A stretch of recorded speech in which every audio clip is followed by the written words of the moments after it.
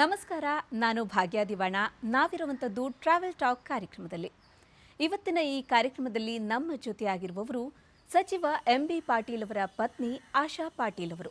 ರಾಜಕಾರಣಿಯ ಪತ್ನಿ ಅಂತ ಮನೆಯ ಒಳಗಡೆಯೇ ಕೂರದೆ ಖುದ್ದು ಸ್ವಾವಲಂಬಿ ಬದುಕನ್ನ ಕಟ್ಟಿಕೊಂಡವರು. ಜೊತೆಗೇನೆ ಬಿಜಾಪುರದ ಲಂಬಾಣಿ ಜನಾಂಗದ ಮಹಿಳೆಯರನ್ನ ಸ್ವಾವಲಂಬಿಯಾಗಿಸುವಲ್ಲಿ ಸಾಕಷ್ಟು ಶ್ರಮ ವಹಿಸಿದವರು ಇವರು.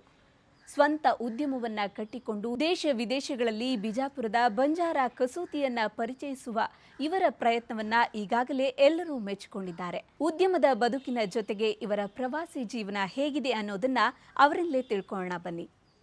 ನಮಸ್ತೆ ಮ್ಯಾಮ್, ಕಾರ್ಯಕ್ರಮಕ್ಕೆ ನಿಮಗೆ ಆತ್ಮೀಯವಾದ ನಮಸ್ತೆ. ನಮಸ್ತೆ, ಧನ್ಯವಾದಗಳು. ನಾನು ಚೆನ್ನಾಗಿದ್ದೀನಿ, ಧನ್ಯವಾದಗಳು. ಜನರಲ್ಲಿ ಒಂದು ಆಸಕ್ತಿ ಇರುತ್ತೆ, ಕ್ಯೂರಿಯಾಸಿಟಿ ಇರುತ್ತೆ. ಪೊಲಿಟಿಷಿಯನ್ ಅಂದಮೇಲೆ ಅವರ ಕಾರ್ಯಗಳನ್ನ, ಅವರ ಕೆಲಸಗಳನ್ನ ಎಲ್ಲರೂ ನೋಡಿರ್ತಾರೆ. ಆದರೆ ಪೊಲಿಟಿಷಿಯನ್ ಅವ್ರ ಪತ್ನಿ ಯಾವ ಥರ ಎಂಗೇಜ್ಡ್ ಆಗಿರ್ತಾರೆ, ಅವ್ರ ದಿನವನ್ನ ಯಾವ ಥರ ಅವರು ಕಳೀತಾರೆ ಅನ್ನೋದನ್ನ ತಿಳ್ಕೊಳ್ಳುವಂತಹ ಕುತೂಹಲ ಎಲ್ರಿಗೂ ಇದ್ದೇ ಇರುತ್ತೆ. ಸೊ ಆ ಒಂದು ಆಸಕ್ತಿಯನ್ನ, ಜನರ ಒಂದು ಆಸಕ್ತಿಯನ್ನ ನಿಮ್ಮ ಮುಂದೆ ಇಡೋದಾದ್ರೆ, ಸೊ ನಿಮ್ಮ ದಿನವನ್ನ ನೀವು ಹೇಗೆ ಕಳೀತೀರಿ? ನನ್ನ ದಿನಗಳನ್ನು ಕಳೆಯೋದಾದರೆ ನನ್ನ ಕೈಯಿಂದ ಆದಷ್ಟು ಈ ಸೊಸೈಟಿಗೆ ಏನಾದರೂ ಒಂದು ಕೊಡುಗೆ ಕೊಡಬೇಕು ಅಂತ ನಾನು ಕಳೀತಾ ಇರ್ತೀನಿ. ಅದರಲ್ಲಿ ಒಂದು ಈ ಬಂಜಾರ ಕಮ್ಯುನಿಟಿ ಅವ್ರದ್ದು ಏನು ಎಂಬ್ರಾಯ್ಡ್ರಿ ವರ್ಕ್ ಇದೆಯಲ್ಲ ಅದನ್ನು ರಿವೈವ್ ಮಾಡಿ ಉಳಿಸೋದು ಅಂತ.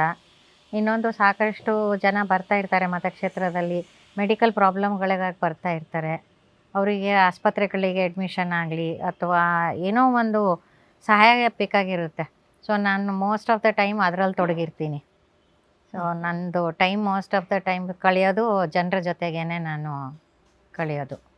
ಸೊ ಈ ಪೊಲಿಟಿಷಿಯನ್ ಅಂದಮೇಲೆ ಅವರ ಕೆಲಸಗಳ ಜೊತೆಗೆ ಸೊ ನೀವು ಅವರ ಪತ್ನಿಯಾಗಿ ಯಾವ ಥರ ಸಪೋರ್ಟ್ ಮಾಡ್ತೀರಿ? ಅಂದರೆ ರಾಜಕಾರಣದಲ್ಲಿ ಅವರಿಗೆ ಯಾವ ಥರ ಬೆನ್ನೆಲುಬಾಗಿ ನಿಂತ್ಕೊಳ್ತೀರಿ?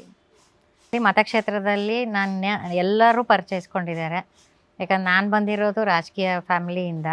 ಹಾಗಾಗಿ ಆಮೇಲೆ ನಾನು ಹುಟ್ಟು ಬೆಳೆದಿದ್ದು ಅದೇ ಊರಾಗಿರೋದ್ರಿಂದ, ನಮ್ಮ ಯಜಮಾನ್ರು ಅದೇ ಊರದವ್ರಾಗಿರೋದ್ರಿಂದ ಸೊ ನಾನು ಅಷ್ಟೇ ರೆಕಗ್ನೈಸ್. ನಮ್ಮ ತಂದೆ ಡಾಕ್ಟ್ರು.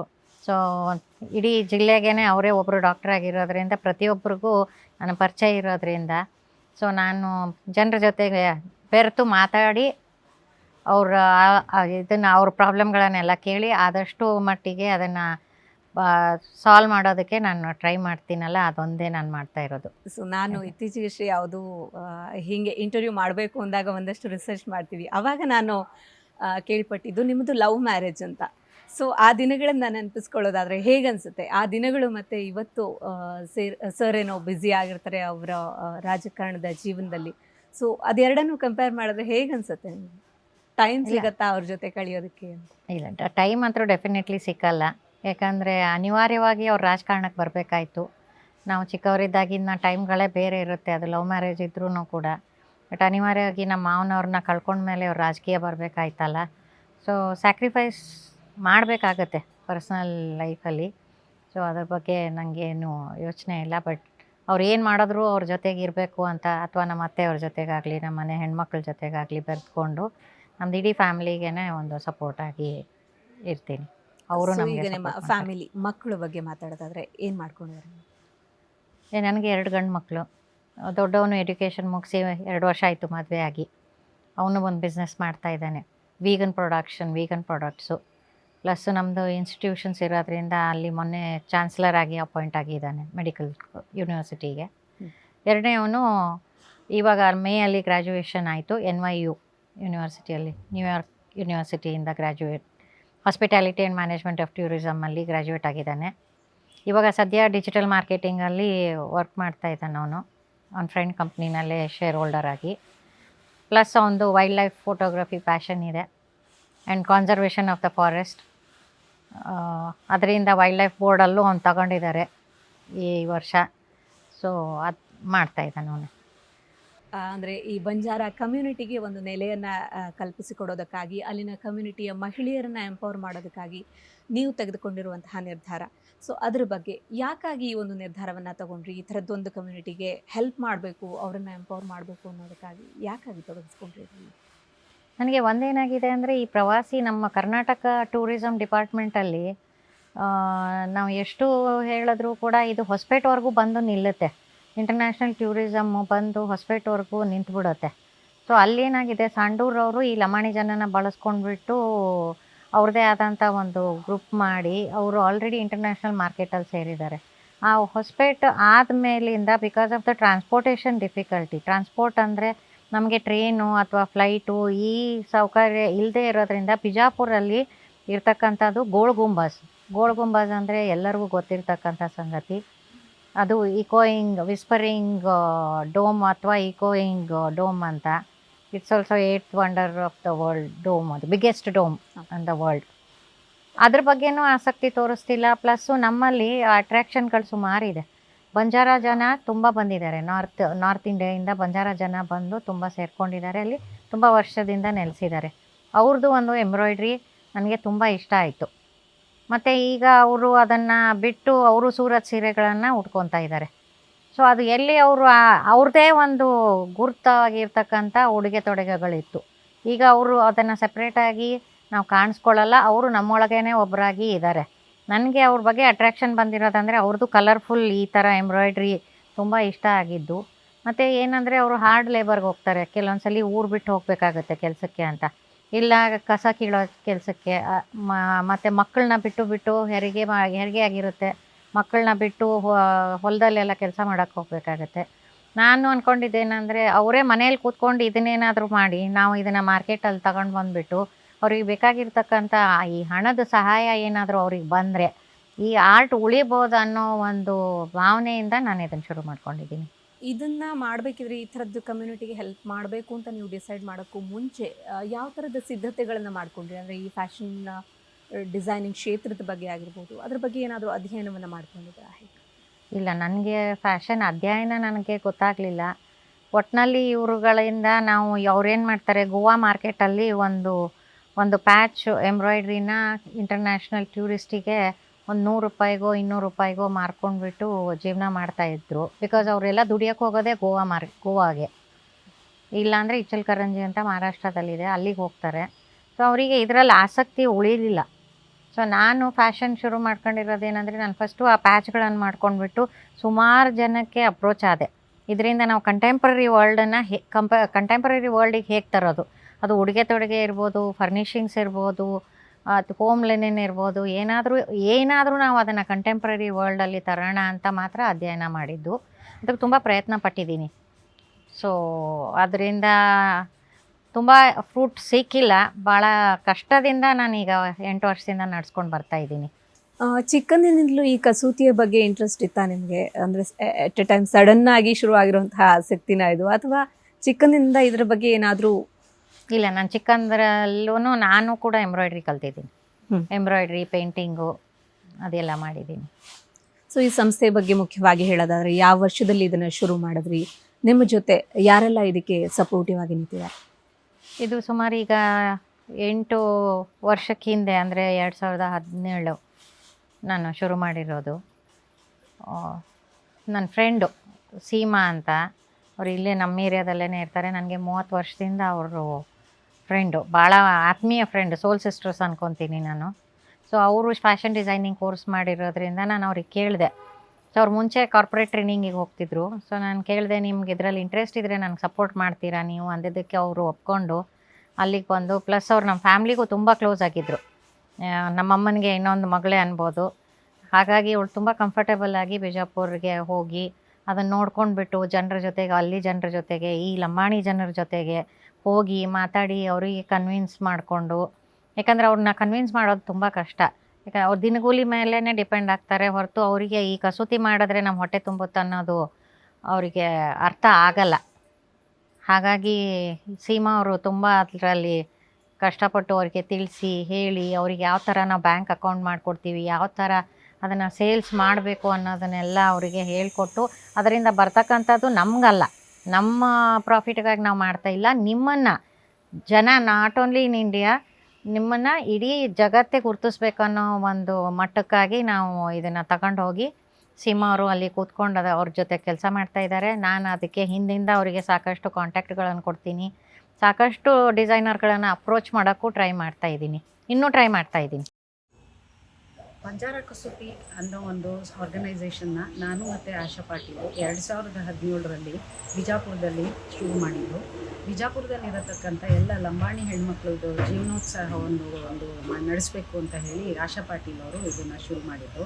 ಅವರಿಗೆ ಒಂದು ಸಹಾಯ ಮಾಡಲಿಕ್ಕೋಸ್ಕರ ನನ್ನ ಒಂದು ದಿವಸ ಬಂದು ಬಂಜಾರ ಕಸೂತಿ ಮಾಡ್ತಾಯಿದ್ದೀನಿ, ಈ ಥರ ನೀವು ಸಪೋರ್ಟ್ ಮಾಡ್ತೀರಾ ಅಂತ ಕೇಳಿದರು.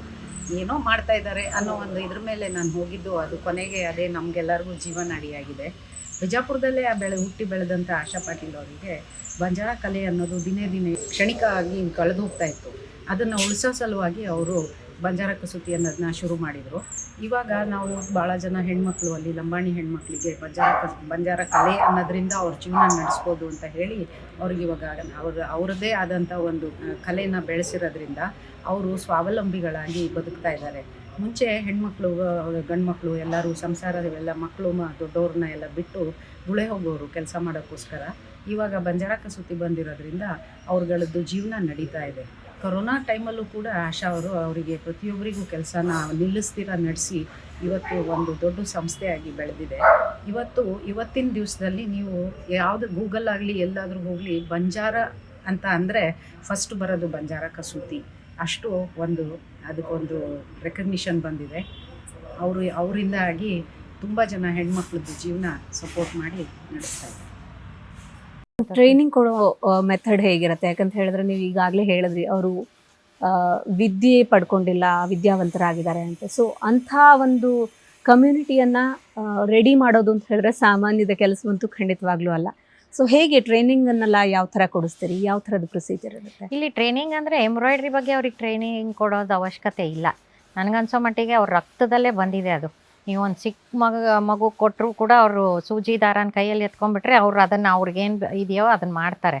ನಾವು ಟ್ರೈನಿಂಗ್ ಕೊಡಬೇಕಾಗಿರೋದು ಏನಂದರೆ ಅವರಿಗೆ ಒಂದು ಜಾಗದಲ್ಲಿ ಕೂತ್ಕೊಂಡು ನೀಟಾಗಿ ಅದನ್ನು ನೀಟಾಗಿ ಹಾಕೋದು, ಪ್ಲಸ್ಸು ಅವ್ರು ಏನು ಯೂಸ್ ಮಾಡ್ತಾ ಇದ್ದಾರಲ್ಲ ಅವ್ರು ರೂಲನ್ನಲ್ಲಿ ಹಾಕಿ ಮಾಡ್ತಾ ಇರೋದು ಅಥವಾ ಪ್ಲಾಸ್ಟಿಕ್ಕನ್ನು ಯೂಸ್ ಮಾಡೋದು, ಅದನ್ನು ಮಾತ್ರ ನಾವು ಬಿಡಿಸಿ ನಮ್ಮದಾಗಿರ್ತಕ್ಕಂಥ ಈ ಆ್ಯಂಕರ್ ಥ್ರೆಡ್ಡು ಆಮೇಲೆ ರಿಯಲ್ ಕವಡೆಗಳನ್ನೆಲ್ಲ ಕೊಟ್ಬಿಟ್ಟು ಅದನ್ನು ಯಾವ ಥರ ಅದನ್ನು ಯೂಸ್ ಮಾಡಬೇಕು ಅಥವಾ ಅದನ್ನು ಯಾವ ಥರ ಅವ್ರದ್ದೇ ಕಸೂತಿನ ನಾವೇನು ಚೇಂಜ್ ಮಾಡಲ್ಲ, ಅದನ್ನು ಒಂದು ಡ್ರೆಸ್ಸಾಗಿ ಕನ್ವರ್ಟ್ ಮಾಡೋದಾ ಇಲ್ಲ ಅವ್ರ ಸ್ಕರ್ಟಾಗಿ ಕನ್ವರ್ಟ್ ಮಾಡೋದನ್ನು ಮಾತ್ರ ನಾವು ಟ್ರೈನಿಂಗ್ ಕೊಡ್ತಾ ಇದ್ದೀವಿ. ಈಗಾಗಲೇ ನಾನು ಈ ಪ್ರಶ್ನೆಯನ್ನು ಕೇಳಿದೆ, ಅದಕ್ಕೆ ಆ್ಯಡೆಡ್ ಆಗಿ ಇನ್ನೊಂದು ಕೇಳ್ತಾ ಇದ್ದೀನಿ. ಏನಂತ ಹೇಳಿದ್ರೆ ಮನೆಯನ್ನು ಸಂಭಾಳಿಸ್ತಾ ಇದ್ದೀರಾ, ಮಕ್ಕಳ ಅವ್ರ ಲೈಫಲ್ಲಿ ಅವ್ರು ಸೆಟ್ಲ್ ಆದ್ರೂ ಮಕ್ಕಳ ಜೊತೆನೂ ಕಮ್ಯುನಿಕೇಟ್ ಮಾಡಬೇಕಾಗತ್ತೆ. ಸೊ ರಾಜಕಾರಣದಲ್ಲೂ ಸರ್ಗೆ ಹೆಲ್ಪ್ ಮಾಡಬೇಕಾಗತ್ತೆ. ಸೊ ಈ ಎಲ್ಲದರ ನಡುವೆ ಈ ನಿಮ್ಮ ಆಸಕ್ತಿಯನ್ನು ಹೇಗೆ ನೀವು ಅದನ್ನು ಮ್ಯಾನೇಜ್ ಮಾಡ್ಕೊಂಡು ಹೋಗೋದಕ್ಕಾಗತ್ತೆ ಅಂತ? ಅದು only because of the support of Seema. ನಾನು ಆ ಕ್ರೆಡಿಟನ್ನು ಮಾತ್ರ ಅವ್ರಿಗೆ ಕೊಡ್ತೀನಿ. ಯಾಕಂದ್ರೆ ನಾನು ಬ್ಯಾಕ್ ಎಂಡಲ್ಲಿ ಎಷ್ಟು ವರ್ಕ್ ಮಾಡಿದ್ರು ಅವ್ರನ್ನ ಕನೆಕ್ಟ್ ಮಾಡಿಕೊಡ್ಬೋದು, ಬಟ್ ಅಲ್ಲಿ ಹೋಗಿ ಫಿಸಿಕಲ್ಲಾಗಿ ನಾನು ಟೈಮ್ ಕಳಿಯೋಕ್ಕಾಗಲ್ಲ. ನೀವು ಹೇಳಿರ್ತಕ್ಕಂಥದ್ದು ಅದು ನಿಜ. ಯಾಕಂದರೆ ಮಕ್ಕಳು ಪ್ಲಸ್ ಮನೆ, ನಮ್ಮದು ರಾಜಕಾರಣ ಮನೆ ಇರೋದ್ರಿಂದ ಬೆಳಿಗ್ಗೆಯಿಂದ ಟೀ ಹಿಡಿದು ರಾತ್ರಿ ಮಲಗೋವರೆಗೂ ಊಟದವರೆಗೂ ನನ್ನದು ಕೆಲಸ ಇರುತ್ತೆ. ಮತ್ತು ನನಗೆ ಕಿಚನ್ ನಾನೇ ನೋಡ್ಕೊಳ್ಳೋದ್ರಿಂದ ಸ್ವಲ್ಪ ಅದು ಕಷ್ಟದ ವಿಷಯ. ಸೊ ಸೀಮಾ ಅವರು ಹೋಗಿ ಅವ್ರ ಜೊತೆ ಕಮ್ಯುನಿಕೇಟ್ ಮಾಡಿ ಆಮೇಲೆ ನಾನು ಹೇಳ್ಕೊಡ್ತೀನಿ ಹಿಂದ್ಗಡೆಯಿಂದ ಈ ಥರ ಈ ಸತಿ ಮಾಡೋಣ ಅಂತ. ಅವರು ಅದನ್ನು ನಡ್ಸ್ಕೊಂಡು ಹೋಗ್ತಾರೆ.